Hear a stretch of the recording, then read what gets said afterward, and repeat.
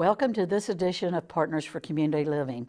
I'm Judy Lazier, your host, and I hope you do plan to stay with us for about the next 60 minutes because I think you're going to learn some really valuable information for yourself and for your families, and there might be even some interesting tips that come up. So you may want to get a pen and pencil and have them handy. There might be some new things you learn just in time for the holidays and all. So we do welcome you to this edition. If this is the first time you've joined us, let me just give you a brief background of Partners for Community Living. We are a partnership between Choices in Community Living and Resident Home Association. Our two nonprofit agencies provide homes and other services throughout the Miami Valley and into Clark, Madison, and Preble counties for people with a variety of developmental disabilities. We've been doing our Partners for Community Living program now for well over 10 years, and it's always good to have our crew with us and have them here guiding us and making sure that we stay on track with everything. So thank you to the crew for being with us for this production. And as I say again, I hope you find something of importance to you and your family as we move forward.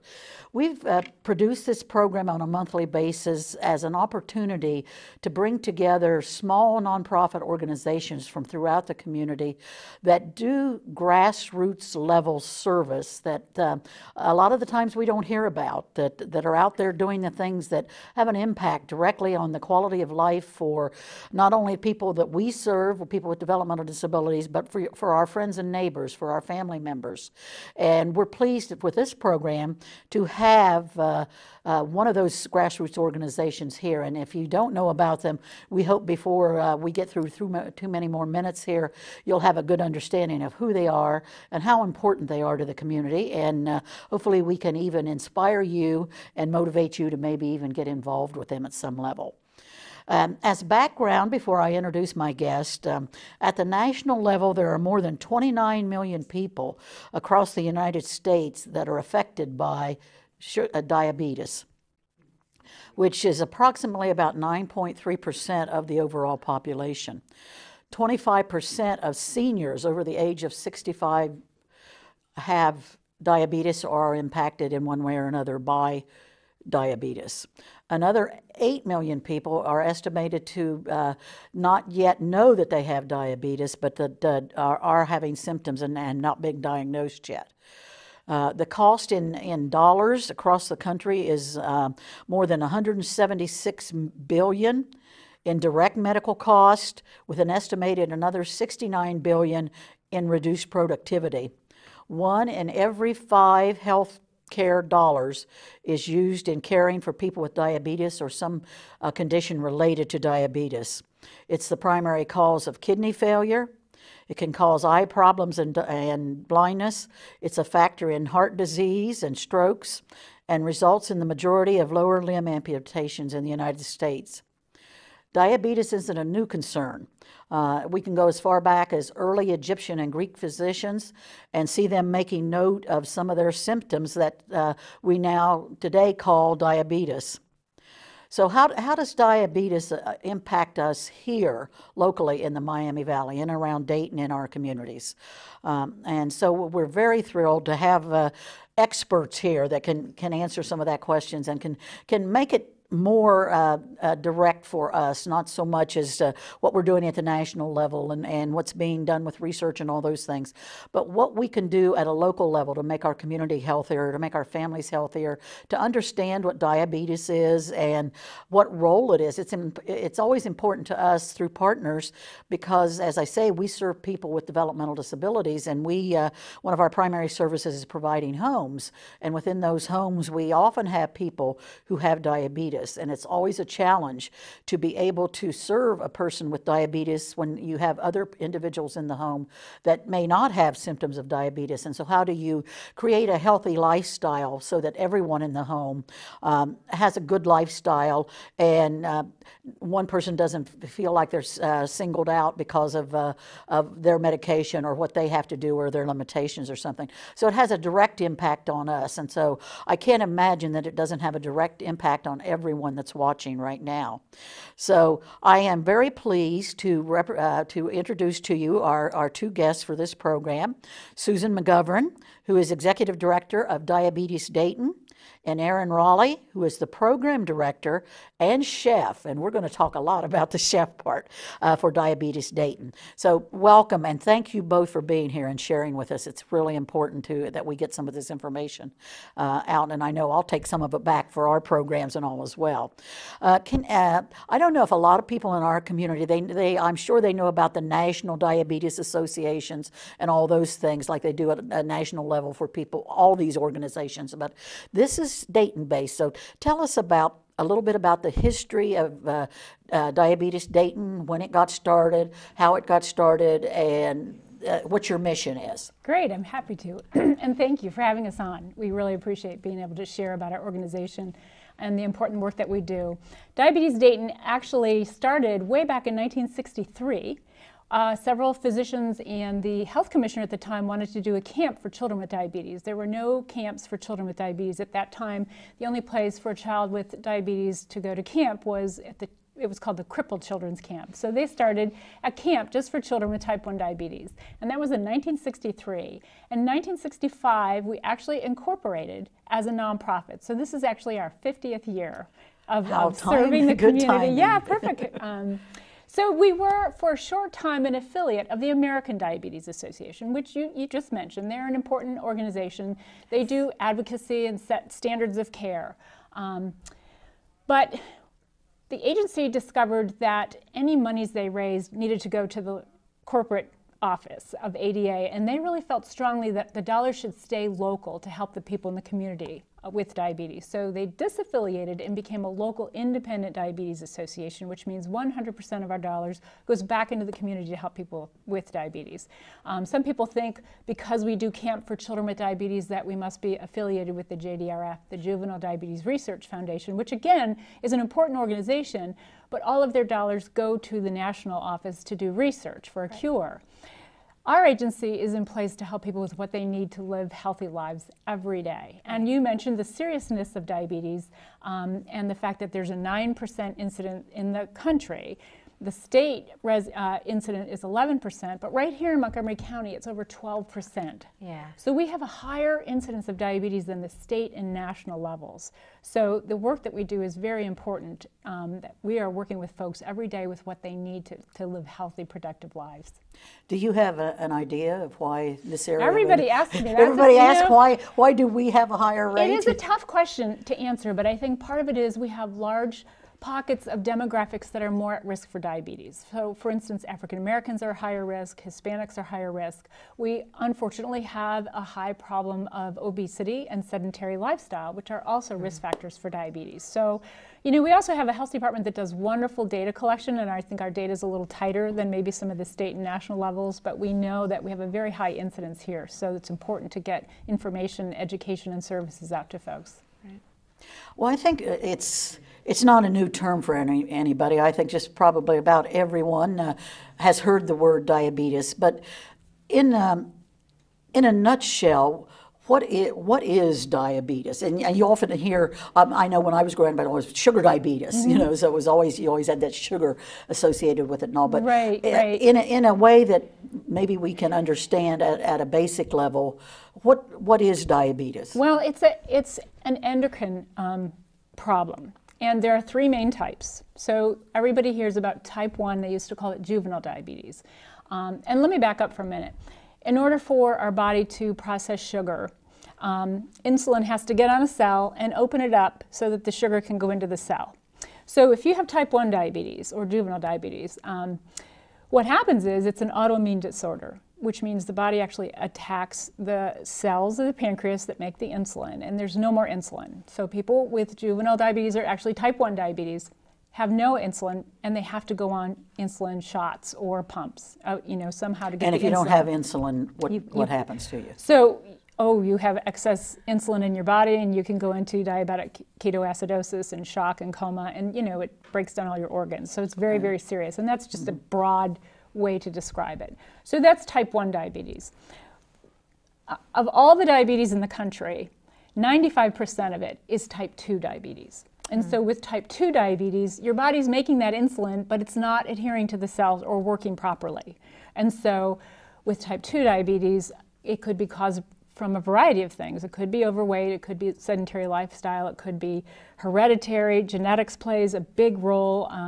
There are some theories about environmental issues, medicines, but most people that have type 2, if it's caught early enough with certain oral medications, they get your body to work to get that insulin to work more efficiently. And then the third type of diabetes that you often hear about is gestational diabetes. Right. And that happens around the 24th month of pregnancy when... 24th week. 24th week, sorry. Yeah, we don't don't want to go there. The 24th week, yeah. When your hormones can raise your sugar levels, your blood sugar levels. So, but usually when you hear the word diabetes, most people are referring to type 2 diabetes. And is it more prevalent than in older Much. people than children?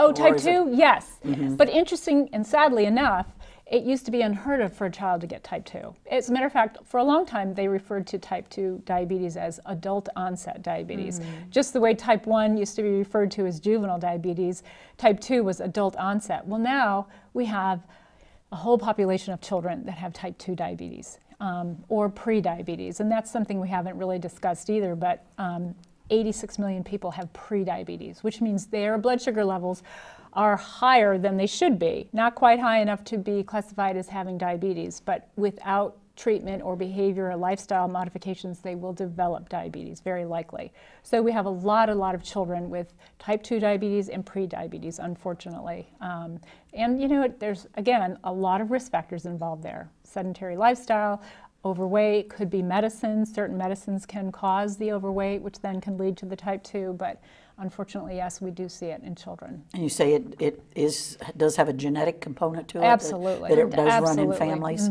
Yes. Right. So a child As may a be more parent, prone to... right, correct. Yes. Correct. And we did talk about the people that are pre-diabetic or the people that don't, that one figure that was several million people that don't know that they're at risk Right, or 1 in anything. 4 1 in people 4.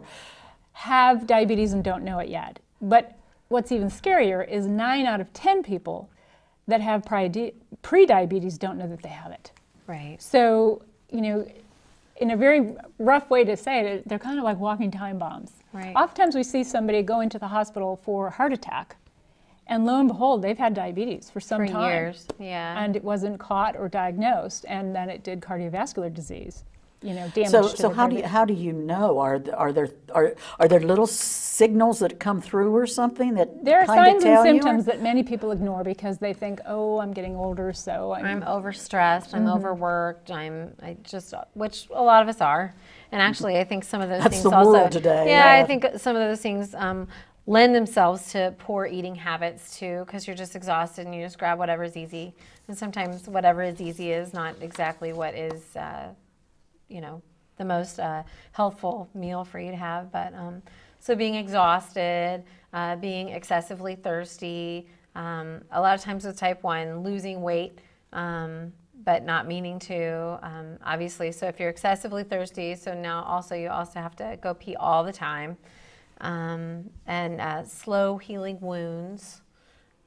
sometimes things we just kind of ignore. We think, oh, it's part of getting older. You know, I get up and use the restroom in the middle of the night, or I'm maybe going more often, Or I'm more tired right, than or I my used to be. vision's Right. going, because blurred vision can be a symptom. So, you know, individually they may not be, but collectively, when you start thinking about it, we think, oh, yeah, I had that going on. The other interesting phenomenon is, as people's blood sugars rise, they get accustomed to that feeling, and it seems the norm for them. So Right. we've been out and been doing screenings for diabetes, and lo and behold, somebody screens at 450, which And is they very had high. no idea. And they had no idea. And they what said, would fine. be normal?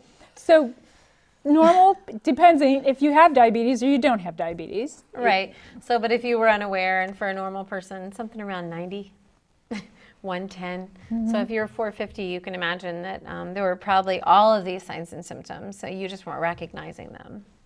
Very dangerous. Very dangerous. Very dangerous. Is this something then that if you get your annual medical checkup that your physician is going to be watching for? Absolutely, Or do you have to be more your own self-advocate Well, or both. something? Both, absolutely. Especially if you have a family history. If you've got, you know, siblings, a parent that diabetes is common in your family, then you need to be on the lookout.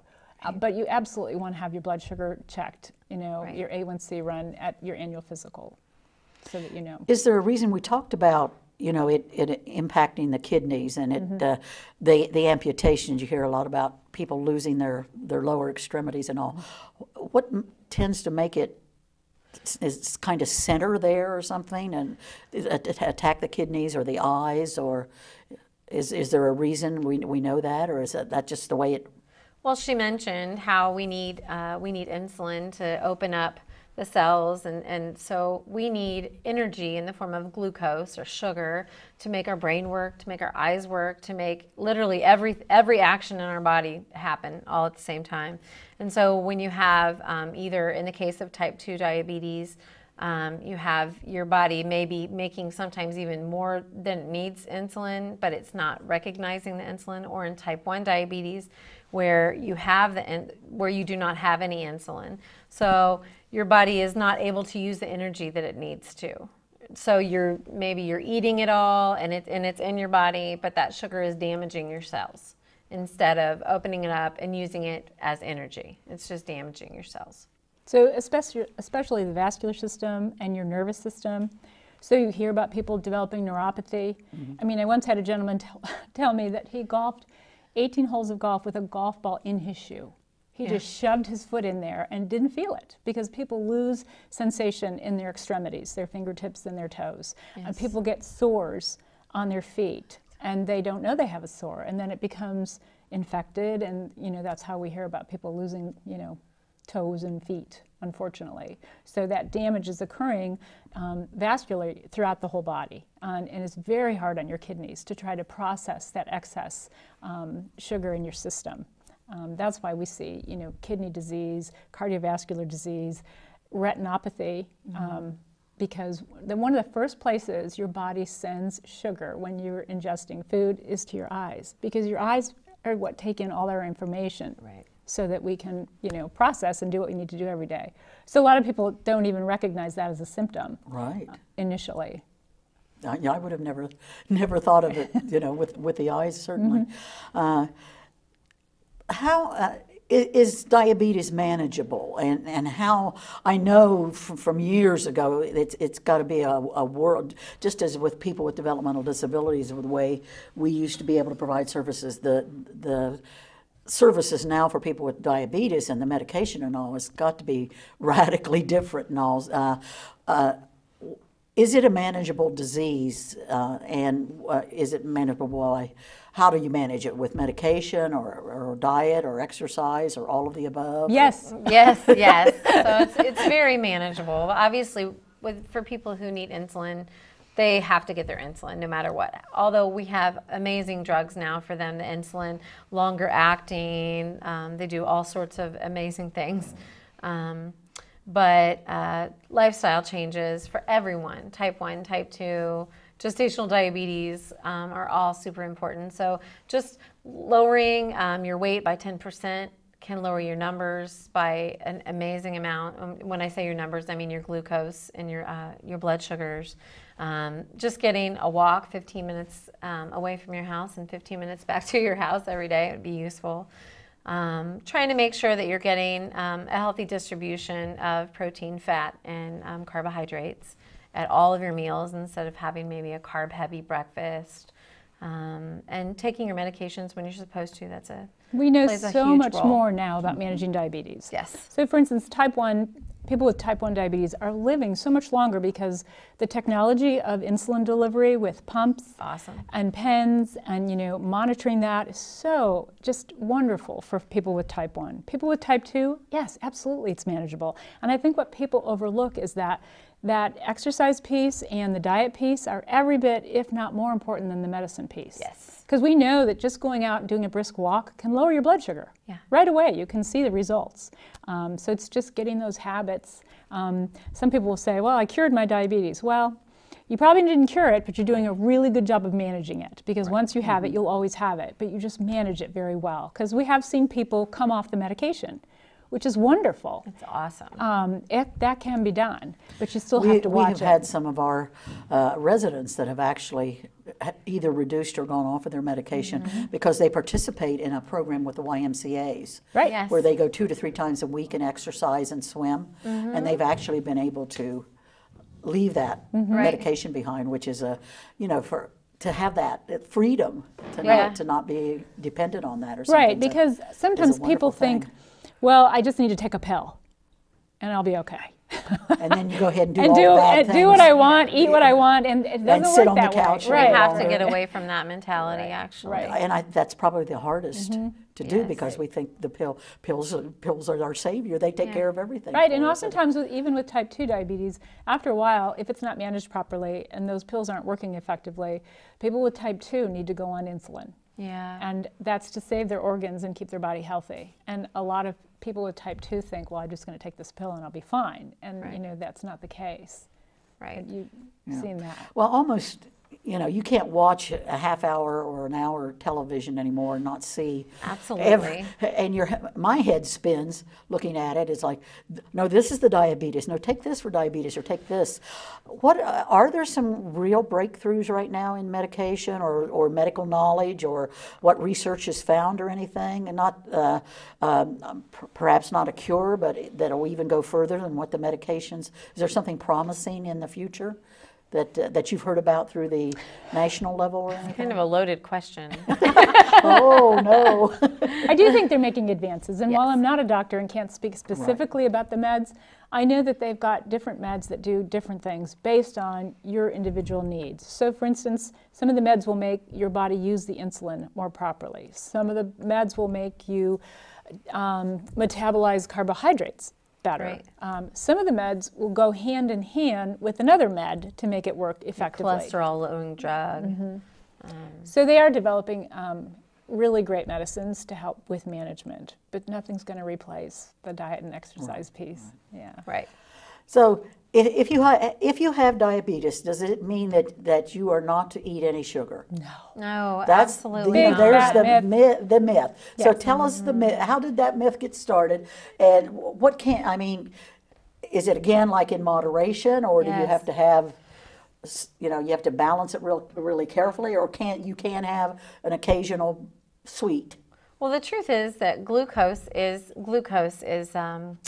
what your body breaks down a piece of bread into. It's what your body breaks down a pop or a soda drink into, the sugar in your coffee, a donut, macaroni and cheese, chicken noodles, all those items. And your body doesn't differentiate whether it's pumpkin pie or noodles or macaroni and cheese. It's all chemistry or in your whole grain body. bread. It's chemistry. Carbohydrate is a carbohydrate. Right, it's chemistry in your body. So, so it's silly to say that someone can't have a pumpkin pie, but they could have chicken noodles. What the most important thing is that they watch everything is in moderation. So and the biggest thing I would say for diabetics is really just to count your carbohydrates and listen to what your doctor says, get a general idea of your calorie needs, and spread your carbohydrates out throughout the day. But truthfully, that's what everyone should be doing. It's not nutritious or healthful for anyone to have a bowl of oatmeal, a sugared yogurt, a fruit juice, and a piece of toast at breakfast. Like, you would actually want, a smaller serving of oatmeal, a piece of fruit, and an egg. And so you've got all of, everything sort of representative, instead of having a big carb bash or something like that. So, and I'm not a proponent always for a lot of the diet sodas or the diet stuff. I know there's definitely a role for those things. But for the most part, I think it is chemistry, and our body knows what to do with those things. And so the natural, but counting carbohydrates.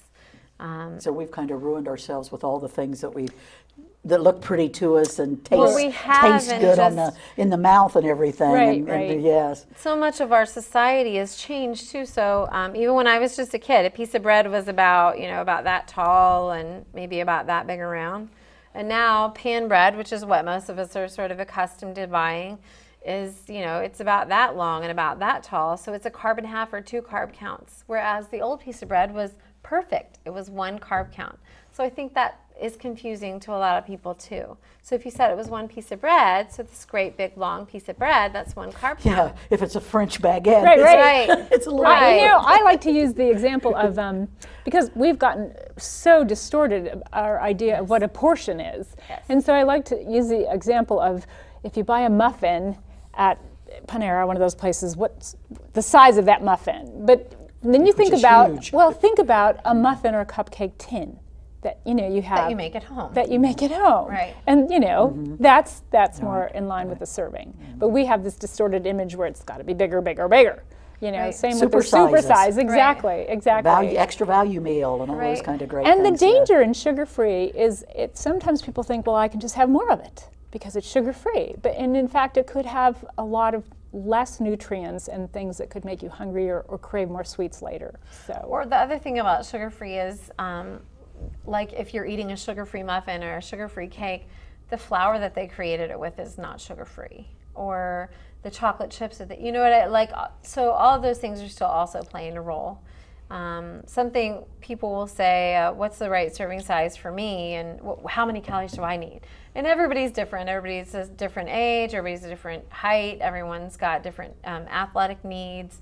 So I always say, if your serving size of bread or meat or vegetable, you need about, at every meal, about the exact size of your fist.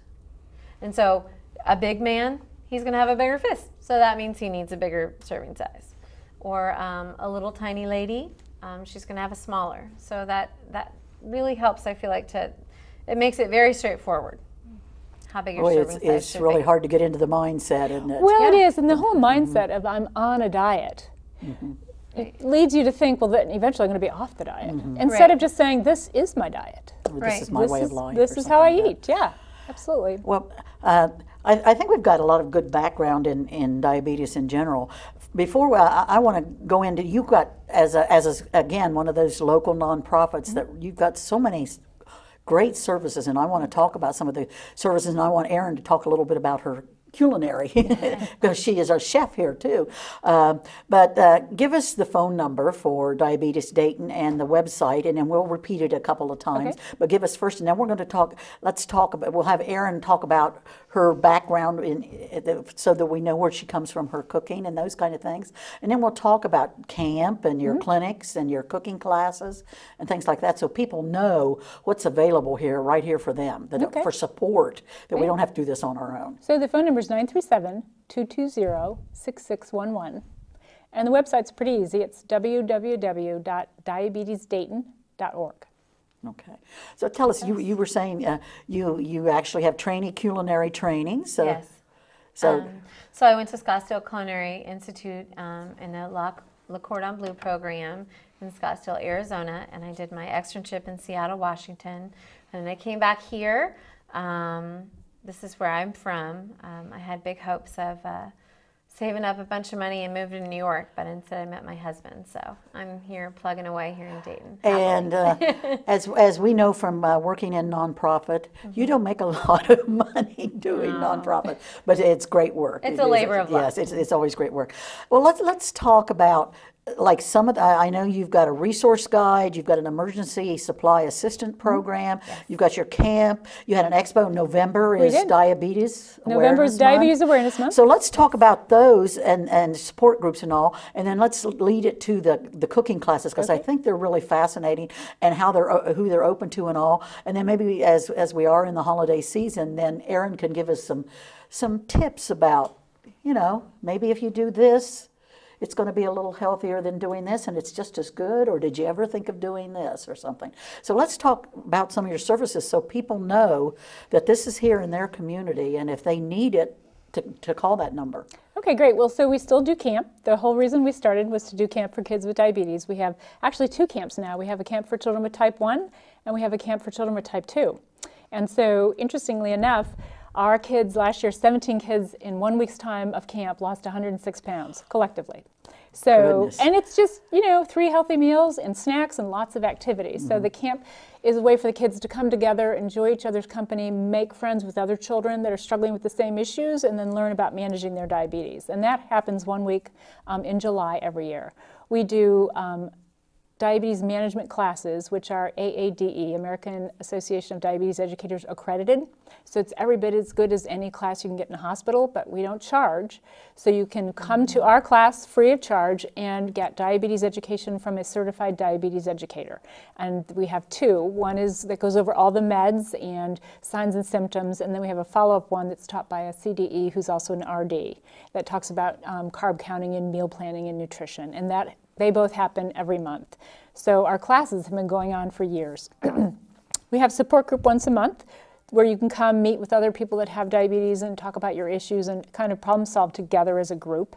We have our annual Diabetes Expo. We have a resource library where you can come and get, handouts and information. And then we have what's called the Diabetes Emergency Supply Assistance Program. Diabetes is a very expensive disease. So one vial of 50 strips of most of the well-known meters is about $40 to $50. So we have low-cost strips, which are 50 strips for $10, or if you have no insurance, we can help you with some free strips on a limited basis. But we also try to get people onto the Bionime or the low-cost strip program because we want to make sure people continue to test. If you're testing, then you're staying on top of your blood sugars. But we also will help people with syringes, Lancets, anything that's medical durable. We can't do insulin or meds, unfortunately, because we're not a pharmacy, but we can help people with those very necessary supplies. And are your classes and all of this, is that at your location? It is at our location. Where are you located? We're at 2555 South Dixie, so it's about a half a mile north of Dorothy Lane. Okay. Yep. So easy to find. Easy to find, yep. So, And so we also have cooking classes. I'm going to let Erin talk about those. And there is a nominal fee for cooking classes, and it's just to cover the cost of the food. But you get a full meal and some wonderful information. Yeah. Every month we do, I do a different theme. So I just did Thanksgiving. We had a whole Thanksgiving meal about, a week and a half ago or so. And then actually this coming Saturday, we'll be doing entertaining for the holidays. So instead of doing a full meal, which is normally what I'll do, we're probably going to do, I know we're going to do quite a few appetizers and a dessert, and we'll just often what I'll do is I'll take a very known, loved, healthful or unhealthy dish and I'll change it and I'll try to make it still taste delicious, but we'll make a bunch of healthy changes. So for instance, one thing I did was everybody wanted to know, what can I do? How can I have fried chicken and have it taste absolutely delicious? I want it to be great. I want it crispy. I want everything that the fried chicken is. And I don't want to give anything up. And so obviously fried chicken is not what any of us would consider like a healthful dish. So I thought, my husband thought I was crazy because I practice everything. I want to make sure everything tastes delicious for class. So I put a bag of potato chips in the blender and I blended them up so that I had them in like a breadcrumb form. And then tossed some chicken breast that I had chunked up into it, and then I baked it, and it tasted I impressed myself. It tasted very much like fried chicken. It tasted completely heavenly, and we saved up 200 calories per serving. So, and lots of saturated fat. So, I mean, that's just one example of things we can do. I made a ranch dressing. We subbed a bunch of the sour cream for half cottage cheese, so that added a bunch of additional protein and really cut back on the saturated fat and calories. And really, the flavor was still creamy and delicious. So. I made the cobbler. Did you? Yeah, so everybody wants a pie, a piece of pie. Right. And so Erin did a grain-free apple cobbler that was delicious, and I made it for Thanksgiving, and everybody loved it. And, it's like you don't want to say this is healthy because people assume, oh, it must not taste good. But Right. I stopped telling my husband. You need to tell people it's just regular. It's just dessert. Give it a really sugary, wonderful name or something. Right. So you should have a cookbook. Are there cookbooks? There certainly must be cookbooks. Sure, yep. For people with diabetes, right? To help. Oh, there are. I have not created one yet, although I'm pretty sure Sounds I like could make it. a compilation from what I've done this past year. And who are the cooking classes open for? Are they Anyone. for anyone in the In community? fact, I've got a couple teenagers that come.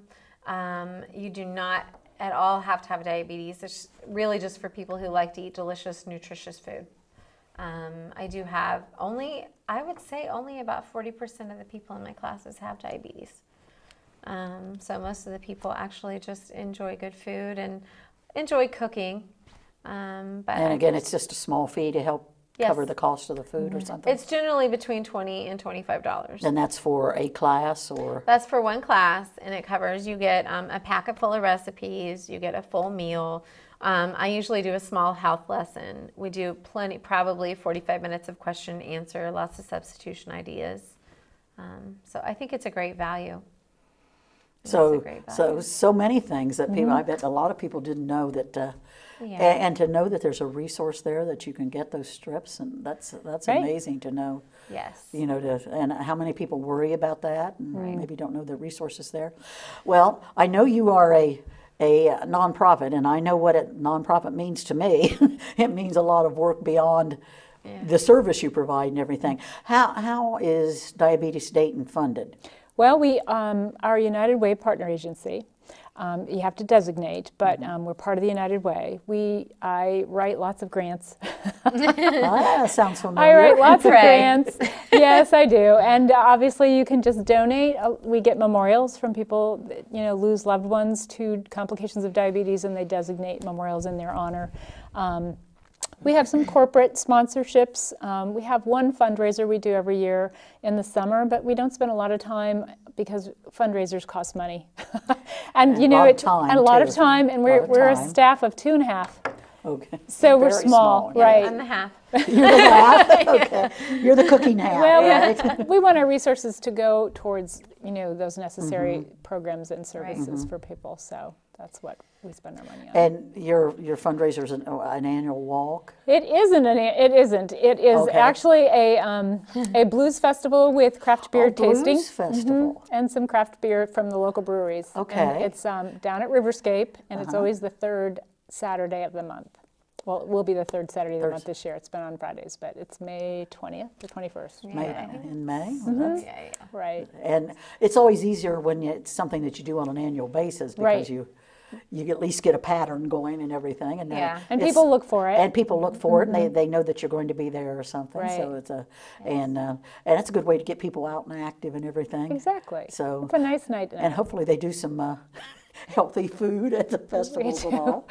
We do. What are some of the? Do you have like some tips for the holidays?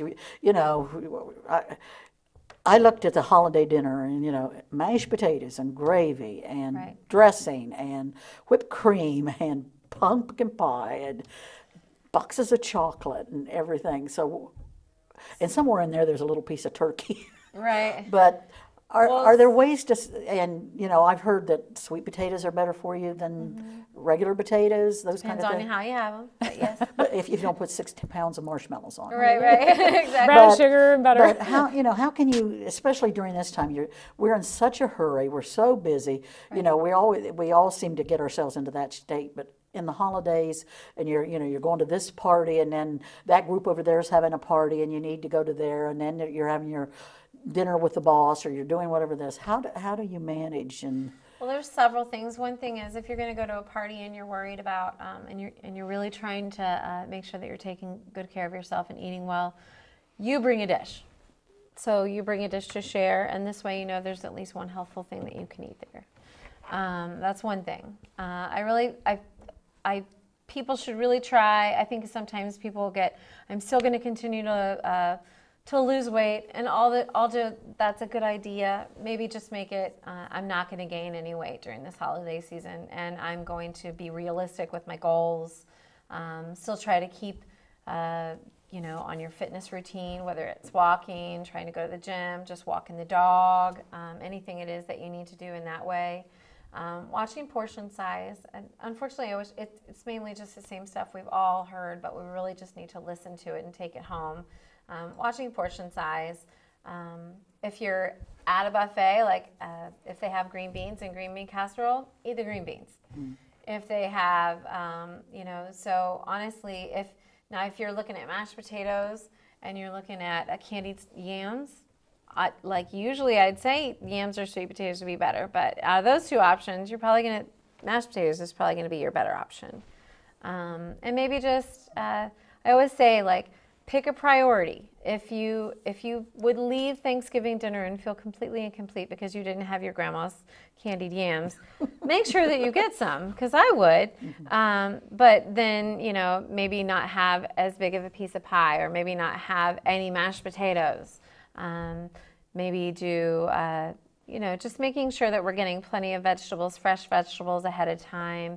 Eat a nice healthy meal before you go. Like, I know I used to think it would be wise to skip breakfast on Thanksgiving because I knew that I was really going to splurge and I wanted to save on those calories. But what I did was create a perfect storm of being completely starving when they put the plate out. So you eat more. So I'd be like, I didn't eat anything for breakfast, so I'll just eat, Really, breakfast usually adds to about 300 calories.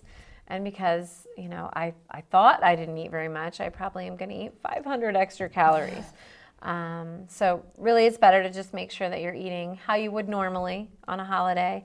And then when you get to the meal, you're not starving. Have a nice full glass of water and make sure that you did something with your physical fitness routine and watch your portion sizes. And I think one of the important things, some things you can't control. Right. I mean, the certain cancer, Right. you get, but this sounds like something that if at least we have some measure of control. Oh, there is control. That Absolutely. what an important message for you to share is that, and I can't imagine that most of us haven't seen a family member or a friend that when it gets bad, it gets so bad. And something that isn't talked about a lot, but it's very, very common with diabetes, is depression. Almost everyone that gets diabetes ends up with some kind of bout of depression. Could be small, could be overwhelming.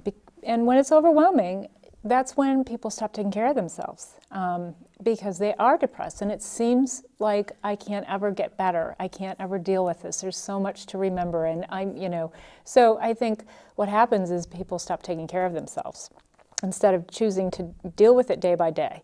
It's kind of like the Thanksgiving and the Christmas and the Girl Scout cookie time. And there's always something. There's always something. There's always Always something. be a reason. And so we have to stop with this all or nothing, because I think sometimes, okay, you slipped up on Thanksgiving and ate way more than you should have. Then you get back on track the next day. You don't say, oh, what the heck, I already blew it yesterday, so I'm just going to keep going and There's leftover pie. eat all this leftovers. and I'll wait till the Christmas season's Right, over. and Yes. then it's like, oh, I already did this.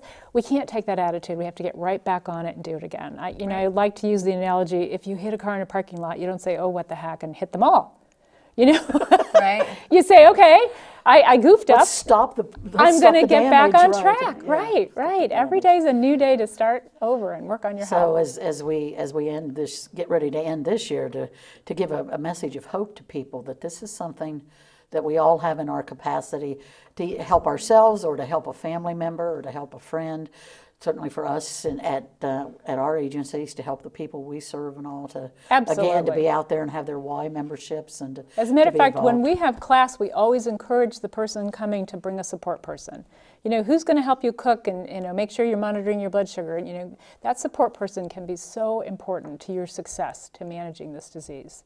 Let's talk about the impact on a family, because if you have a family of 4 to 5 people and one person has diabetes, and we're talking, especially now the holidays, and we're talking about all that wonderful food, and Right. it seems like it starts the 1st of November and goes to the 1st of January or something, and there's always something there.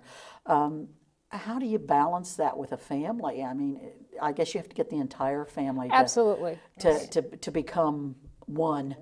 And it's better for the entire family. It is. So but it's not only going to make the person with diabetes be more successful, but the whole family is going to benefit if they change their eating habits and they're healthy. And it shouldn't be looked at as punishment. It should be looked at, hey, we're all going to work on this together and get healthier, instead of, oh, we can't eat this anymore. or we're being denied something because Exactly. of this person. To some extent, too, I think the past years of diabetics can't have sugar has caused actually a fixation. So I know a personal, someone in my personal life who she has type 2 diabetes, and she will pluck cookies and grab them and go eat them quietly by herself. And that's no way to live. That's no way to live. And I actually feel like if we had changed things years ago, of course we didn't, we were unaware and just made it. It's really just portion size. It's not you can't have it.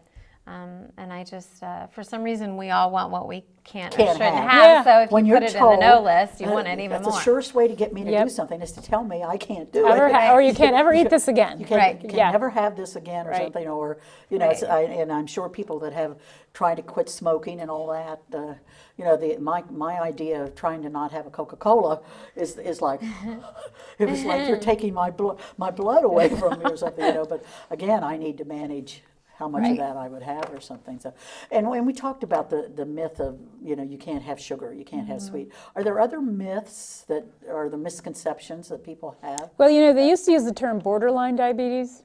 Okay. Right. And that, you know, you have pre-diabetes, you have diabetes, but you don't have borderline. That's like telling somebody you have borderline pregnancy. Right. You either are or Almost you're not. you are or A you little aren't. bit or Right. So, you know, and I think sometimes people hear pre-diabetes and they don't take it seriously. Well, I'm safe because my Right. doctor said I don't have it yet, so I'm still okay. Well, you know, that's a great time to say, okay, I'm ahead of this right now, and I'm going to do what I can do to keep it from becoming diabetes. So we're actually starting a pre-diabetes prevention, you know, prevent program for pre-diabetes Right. at Diabetes Dayton in January. Very Well, excited. we talked about you being, you know, nonprofit and that you do accept donations, designated donations through United Way.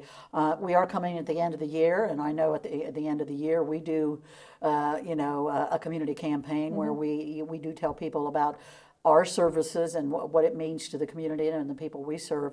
Can people make end of the year donations to Diabetes Dayton? Absolutely. And are they tax deductible? They are. We're a 501c3. Okay. So yes, it is tax deductible. And how would they go about? They just send a check to They you? can go online and donate online, or they can send a check to the offices at South Dixie. And I know with our money and the thing I tell, you know, about the grassroots and everything is that the money that people donate stays here to serve people here. It serves your neighbor or your family member or a person you work with or something that, you know, again, all the great work that the national associations do as far as research and all those things, but somebody has to do the work on the ground. Every day for the people and here. every people, you know, for a person that needs it, for the kids that need to go to camp and And you so know, people, the sometimes clinics people and- will donate and say, well, I want my donation to send a child to camp, or I want my donation to buy supplies for someone or pay for class, for, you know, so people can designate how they want their dollars spent too. And we'll make sure that happens. And go ahead and give us the telephone number again and the website. So if they go on there and they want to make a donation, a tax deductible, and at the end of the year, that's a win-win for people that are making Absolutely. donations too, That is a win. because you need you need that little extra for that tax deduction or something. So, and good health, what better way to spend that money? So give us your The phone number is information again. 937-220-6611, and the website is www.diabetesdayton.org. Okay, and let's go over just to remind people, you know, that we're so busy and everything. Let's go through some of those symptoms. The symptoms, should I hold this up or just go over them? Why don't you just go over them Okay. and go over the symptoms, and not to induce panic or anything Right. like that, to say, oh, I have that, so I must have diabetes. I know, or the internet something. can be a dangerous Yes, thing. it can be. Oh, I have that too. But if it's something that does cause you worry, then you know to Go get it contact checked. contact your physician or something. So it's important for people. What are those symptoms? So drowsy, lack of energy and fatigue, itchy skin that won't heal properly or takes a long time for wounds to heal. If you've got a family history, probably first and foremost. Blurry vision, extreme thirst, if you're really thirsty and drinking a lot more, and then as a result, frequent urination. Tingling or numbness in your fingers and your toes. Extreme weight loss or extreme weight gain, something that's unusual and seems to have come out of the blue. So those are the basic things that we see. Now remember, alone it may not mean anything, but collectively, you know, think about, you know, do I have several of these? And I probably need to get checked. And it's always better to be safe than sorry. Absolutely. And we're happy to check people too. So if someone was Okay. they were thinking, you know, oh my gosh, there's 4 of those things.